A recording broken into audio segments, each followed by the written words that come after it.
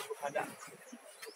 Hasiban nasu ayyutraku ayyaqulu amanna wa hum la yuftanun. Apakah mereka menyangka mereka akan dibiarkan begitu saja berkata, aku bersaksi dari Tuhan selain Allah, Nabi Muhammad SAW Allah, padahal iman mereka belum diuji. Maka sesungguhnya ketika kita mengenang 16 tahun yang lalu itu, kita sebenarnya tidak menangisi mereka. Kita sedang menangisi diri kita. Tuliskan kita dengan pujian, menafikan pujian, menerapkan ajar Islam dalam kehidupan keluarga, bangsa, negara, bersama air. Tuliskan kita dalam pujian hidup. Sedangkan mereka adalah orang-orang yang tidak lepas dari pujian.